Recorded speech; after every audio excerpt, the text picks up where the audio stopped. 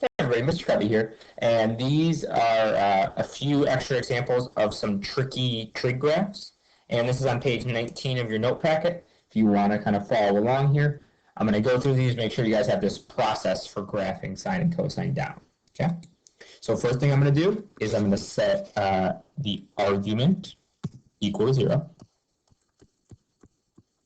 Well, that's just 0. And what that tells me is that there is no horizontal shift. Okay. So I am going to draw my x-axis somewhere. Doesn't matter where. I'm just going to draw it down the middle. It's a little sloppy. Okay. Next, I need to figure out the period. And to figure out the period, I do that 2 pi over b. In this case, the b is 4. Remember, the b is the thing right here. 2 pi over 4, which is pi halves. That's my period. So my period is pi halves. Once you know your period, you need to make sure you get the right scale. And for the scale, you do a quarter of the period. The scale isn't something that we ever actually ask you, but it's something that I usually just like write right here because it's that important. Okay? Not going to be asked, though. So my scale is pi halves divided by 4, which is pi eighths. And what that tells me is that I'm going to count by pi eighths. Since there was no horizontal shift, I'm going to start at 0, and I'm going to count by pi eighths. Pi eighths, 2 pi eighths, which is pi fourths, 3 pi eighths, 4 pi eighths, which is pi halves. And count backwards. Negative pi eighths, negative 2 pi eighths, which is negative pi fourths, negative 3 pi eighths, etc. Okay. Now that I've scaled my x-axis, I can think about drawing in my midline. And I need to think, is there a vertical shift up or down? Well, there's not, because there's no plus 2 right there or something. Oops, sorry guys. So there's no shift up or down, and so my midline is actually just the x-axis, which is nice. Okay, my sine graph starts at the origin normally, and it does in this case as well. Here, I'll use this color. So there's my starting point. And the last thing I need to think about is my amplitude. Because there's a 2 out here, there's a vertical shift by a factor of 2. My amplitude is 2, which means I'm going to go up 2 and down 2. I could count by 2s and just go up 1, down 1, but I'm just going to count by 1s and go up 2, down 2. Same thing. And now I need to just remember my sine shape is up, even, down, even.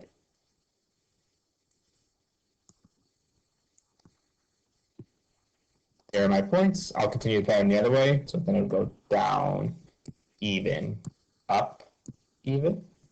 And then the last thing I need to do is make sure I do a nice wiggle through those points. None of that V-shaped stuff. It's got to wiggle smoothly through them.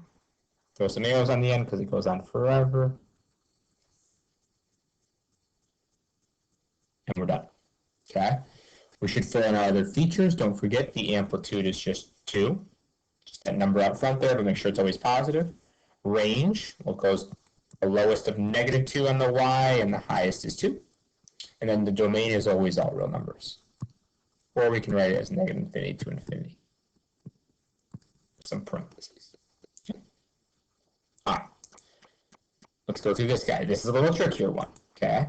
So I'm going to go through this one a little bit quicker and do the same process there. That process that Mrs. Fly went over, you really need to have that down. First, I'm going to set the inside equal to 0. And this is going to be a little more involved here.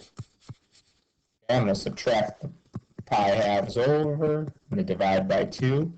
And I'm going to get negative pi fourths. What that tells me is that I'm going to start at negative pi fourths. That's the shift. Next, I need to think about the period. 2 pi over b. There's my b. 2 pi divided by 2, that's just pi. If my period's pi, my scale is pi fourths. So I'm going to count by pi fourths. Okay?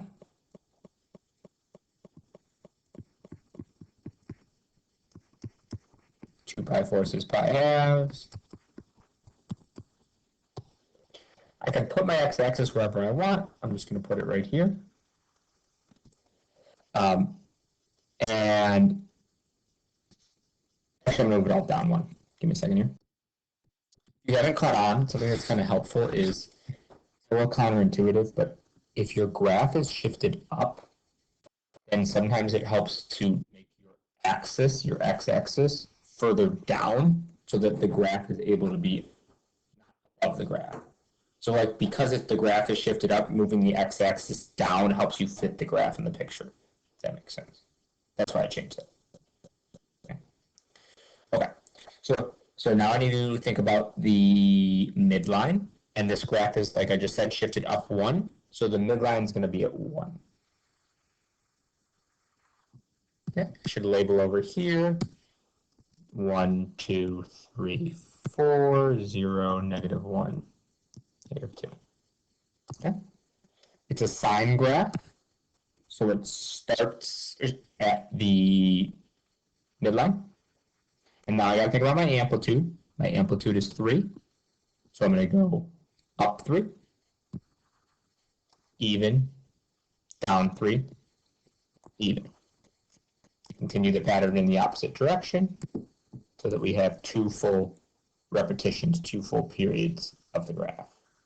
Okay. My domain, always same. My range, how far down does it go? How far up does it go? Talking y values. Cool.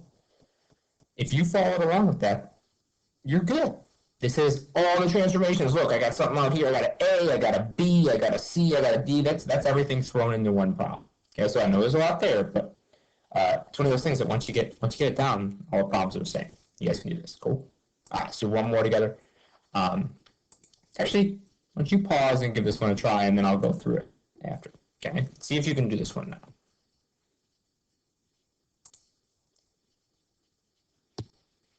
Okay, cool. So just to recap what I did, I set the argument equal to 0 to figure out it started left pi-8ths. Okay, so I started labeling negative pi-8ths on my x-axis. Figured out my period was pi-half, so my scale was pi-8ths, so I counted by pi-8. Then I thought about where I should draw, or I put in my x-axis just in the middle. It's always a good place to put it. You can always move it later. I just put it in the middle. And I figured out that my midline was down 1. So I drew in my midline. And I knew I was going to start on my midline because it's a sine graph. So I put that point right there. And then I looked at the amplitude, and the amplitude was 2. So I went up to even, down to even, and repeated over there. And my amplitude should be 2. Okay. I'd like to do one more thing. I'd like to do this exact same problem, except if it was cosine. Okay. Very, very similar. A small change, and I want to make sure you're aware of what changes when it's cosine. Okay, so literally exactly the same transformations, just with a cosine instead of a sine. Here's what changes. Beginning part doesn't change.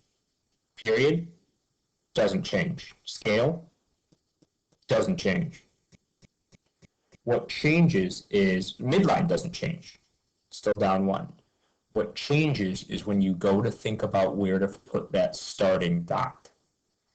And my amplitude is 2. The sine graph started right here because the sine graph starts in the middle of a wave. But a cosine graph starts at the top of the wave. So instead of starting right here, I need to start at the top of a wave. And you need to slow down here for a second because this is straight here.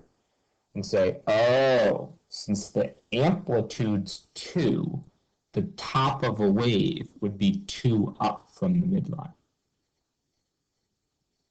I'll say that again.